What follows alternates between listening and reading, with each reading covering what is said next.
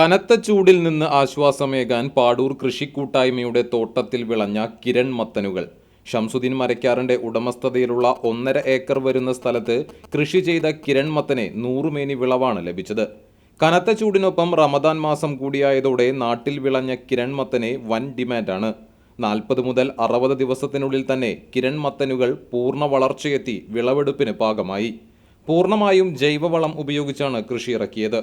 ഇതിനു പുറമെ പച്ചക്കറികളായ തക്കാളി, മത്തൻ, വെണ്ട, പപ്പായ, പച്ചമുളക്, വെള്ളരി, പയർ, വിവിധ തരത്തിലുള്ള ചീരകൾ എന്നിവയും കൃഷി ചെയ്തിരുന്നു. രാത്രികാലങ്ങളിൽ മുള്ളൻ പന്നിയുടെ ആക്രമണത്തിൽ കൃഷിനാശമുണ്ടായെങ്കിലും അതിനെയെല്ലാം പ്രതിരോധിച്ച് മുന്നേറുകയാണ് ഈ കൂട്ടായ്മ പ്രസിഡന്റ് PV അലിയും സ്ഥല ഉടമ ഷംസുദ്ദീൻ മരക്കാറും എല്ലാ ദിവസവും വന്ന് കൃഷിയുടെ പുരോഗതി വിലയിരുത്തുന്നുണ്ട്. വിഷുവിന് വിളവെടുക്കാനായി കണിവെള്ളരിയും തോട്ടത്തിൽ ഒരുങ്ങുന്നുണ്ട്. മുല്ലശ്ശേരി ബ്ലോക്ക് പഞ്ചായത്തിൻ്റെയും വെങ്കിടങ്ങ് ഗ്രാമപഞ്ചായത്തിൻ്റെയും ഏറ്റവും നല്ല കൃഷിക്കൂട്ടായ്മയ്ക്കുള്ള അവാർഡ് കൂട്ടായ്മയ്ക്ക് ലഭിച്ചിരുന്നു.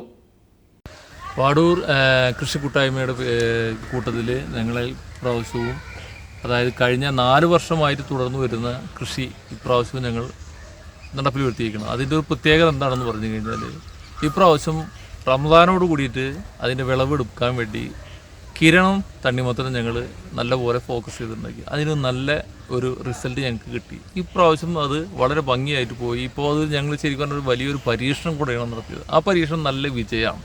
തീർച്ചയായും ഇത് അടുത്ത റംസാനോട് കൂടിയിട്ട്, അല്ലെങ്കിൽ അടുത്ത റംസാൻ കാലത്തോ അല്ലെങ്കിൽ കൂടുതൽ ചൂടുണ്ടാവുന്ന കാലത്തോ ജനങ്ങൾക്ക് ഉപകാരപ്രദമായി ഉപയോഗിക്കാൻ പറ്റുന്ന ഒരു സമയത്ത് അതിന് അർഹമായ രീതിയിൽ ഒരു വിളവെടുപ്പ് എടുക്കുകയും ഞങ്ങളത് മറ്റുള്ളവർക്കൊരു മാതൃകയാക്കിയിട്ട് നമ്മുടെ നാട്ടിലും ഇത്തരം കാര്യങ്ങളൊക്കെ ചെയ്ത് കഴിഞ്ഞു കഴിഞ്ഞാൽ അതൊരു ഗുണമാവും, പൂർണ്ണമായി വിജയിക്കാൻ ഞങ്ങൾക്ക് സാധിക്കും എന്നുള്ളൊരു വിശ്വാസം ഞങ്ങൾക്ക്.